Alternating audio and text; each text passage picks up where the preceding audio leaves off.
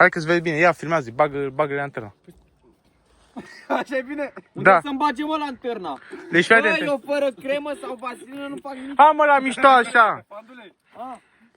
Deci fii atent, Ted, vorbești cu el și să moară familia mea câți bani fac sau de asta. Eu nu zic să moară familia mea. Bine, zici, bă, cu aia câți bani am Bă, făcut. să moară familia ta, știi câți bani fac? Așa zic eu. Bine, ia, hai, 3, 2, 1 și... Bă, să moară familia ta, știi câți bani fac? Să moară familia mea? Câți bani faci? Hai, din nou. Nu. Nu, e, fii atent, o faci. Și care pula mea e scenariu? Fii atent, fii atent. Nu, că eu nu înțeleg care-i Tare asta. Nu pe asta. Vorbiți așa. Ești tu, Perna.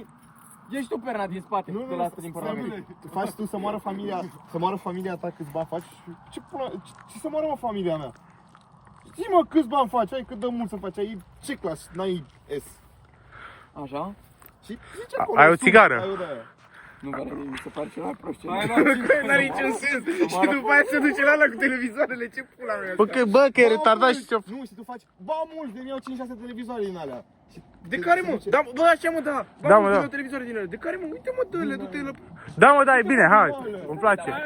Chiar fac bani mulți dacă mi-au televizoare de închinarea 16 milioane și 60 de inimi. Hai, mă, hai, 3. Stai puțin, stai pula mea să mai zic o dată scenariu. Bă, nu, eu vin din Le spate, face, așa. Eu Unu. Bine, hai. Hai să risc că mă moară. îți fac să moară familia ta, dar tu și câți bani faci. Bă, băi, Dacă vorbiți, eu vin din spate, așa, mergând cu ăștia, mână, așa. Bine, hai, du-te în spate.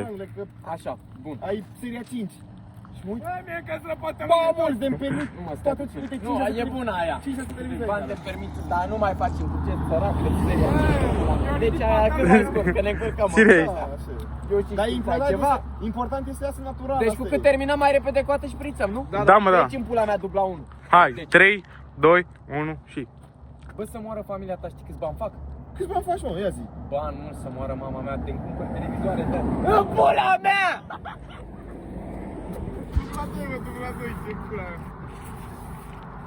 Bun, hai să avem una și de bec.